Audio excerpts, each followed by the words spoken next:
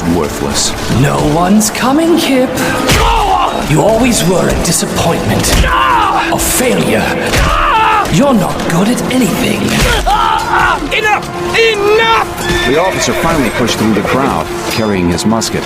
Move back! He hefted the musket, pointing it at Kip's head. What can I do? Draft little green balls? Fine! Kip drafted a green ball and threw it up into the yawning barrel. Willed it to stay.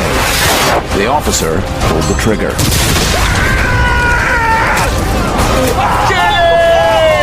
Kip saw steel being drawn on all sides, flashes of the sun on blades. He was laughing because he was good at something. He was good at taking punishment. He was a turtle, or maybe a bear. He slapped his hands to his shoulders as he lay on the ground. Green Luxon jetted out, covering him like he'd seen it cover the green white back in Recton. As Kip watched, a sword descended and hacked into the green Luxon over his arm. It cut in 2 fingers' breadths, but the Luxon was thicker. It stopped, quivering like an axe in wood. Kip flipped over, pulling in more green from every light surface, not even knowing how he did it. Pulling and pulling, drafting light from Mulholland's endless tank. It filled him with that same wildness. Wildness chained, hemmed in, trapped. The Luxon covering him grew thicker. Kip gathered his feet beneath himself and stood. He smashed a green forearm into a wide-eyed man holding a sword. It flung the man back. Kip paused for a second, and spikes sprouted from his green armor everywhere. He threw his weight back and forth, crashing into the crowd like they were rats, to smash against covered walls. Blood was flying in red ropes. Kip wasn't human anymore. He was an animal, unwilling to be caged. He was a mad dog. Some dim thinking part of him thought that he shouldn't have been able to move so well with such a heavy suit on him. He was strong, but not this strong. He had no sense of the battle beyond the little circle around him. Even that was a blur. Sharp motions to the left and right, gleams of light off blades, and rising muskets to be crushed before they could fire.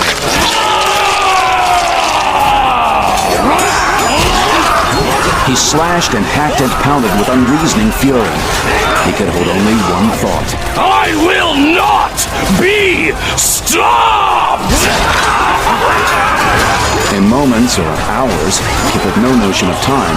He saw fear in every eye. A continual flood of men spilled in through the gap, thrust forth hard by the massive bodies behind them, all pushing them forward and into Kip. But his very presence was slowing the flood, men pushing back as soon as they saw him, others leaping to the sides, hoping to avoid his fury. Their weakness inflamed him further. Like rats willing to bite in the darkness, but scattering in the light, they were cowards. He clubbed them, smashing heads, ripping open bellies.